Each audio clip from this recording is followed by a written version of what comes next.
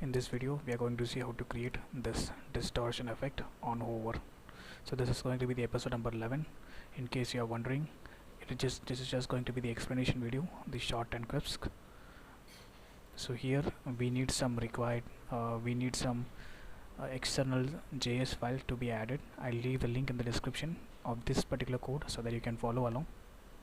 So the first external JS that we read is 3.js. The second one is twinmax, and the third one is the hover effect JS.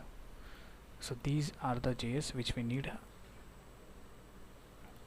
Once you add these CDN, or you can say the external files, let's start with the HTML. We have a container. This container holds two sections. So along with the intro part, we just have one more thing. If I hover, you see the distortion is little different. Let me get into the other tab, and if I hover again, you can see the distortion effect is different. Let me get into the other tab, and if I hover again, you can see these are the different distortion you can create with this. Fine. Now let's continue with the HTML. We have two sections. The parent is holder. This one is first side, and this one is second side. So side 1 and side 2. So by now you know how to place side by side with the help of display flex. And then we have a static HTML content, h1 and the h2. We don't need this div.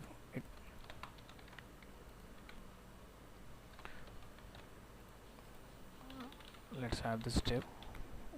Fine. So the first div is done. The second div is what we need to focus on. The second div hold the container. So this container has two images, plate 1 and plate 2. So if I hover, there are two images which is getting switched back and forth. So that image is plate 1 and plate 2. So if I hover, if you see, the distortion effect is different. So it is because of the distortion number 1, 2. If I make 1, so this is going to be the image number 1. If I make it 2, this is going to be the distortion number 2. This is, if I make this 8, this is going to be the distortion 8. So it is simply the image. If I open it and show you inside the displacement, you can see these are the 1, 2, these are the images. Fine. Now along with that, I am passing some attribute. If you see, intensity, how much fast it should change, and the speed in and speed out. So enough with the HTML. Now I hope you don't have to worry about the CSS. So we have a holder that will stretch to the screen size, and then we have side 1.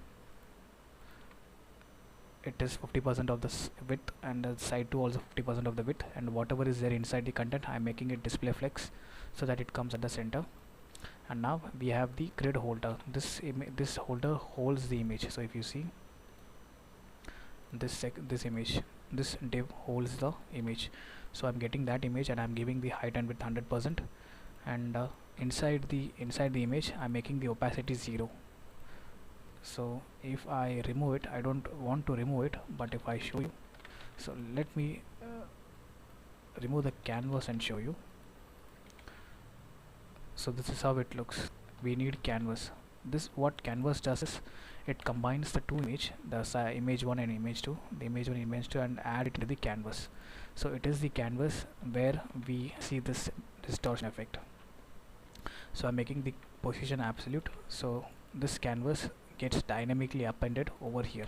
So if I say canvas appends here,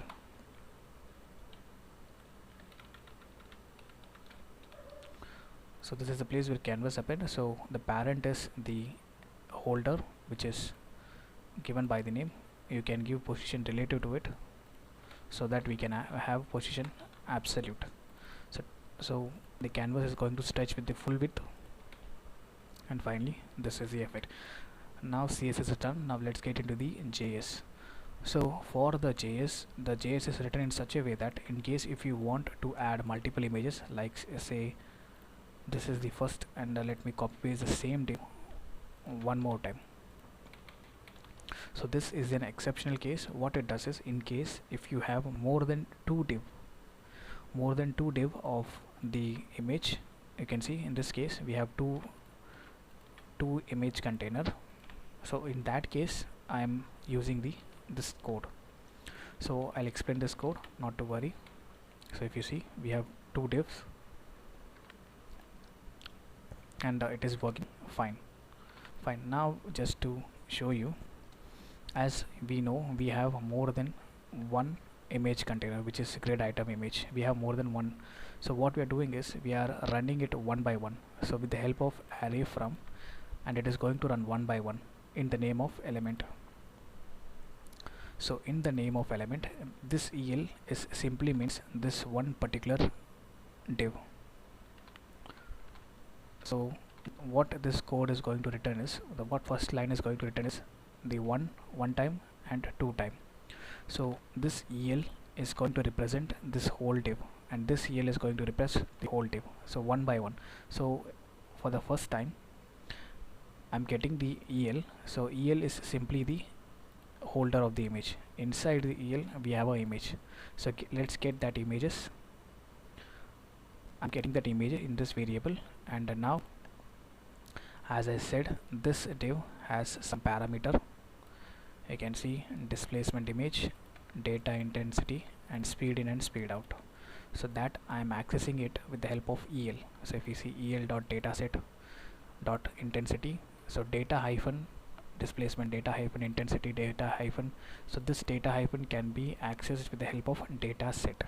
So el is the container with the attribute dataset, get the attribute speed in, and that is going to get stored in the speed in variable. So likewise we got all the images also we got, because you see images is stored here over here. So we can access this one by one with the help of index. In case if you are new to the JavaScript, I have a complete video for the JavaScript UI work. I have approximately 100 videos in that. So if you follow that and come here, this is going to be very easy, and this code is nothing.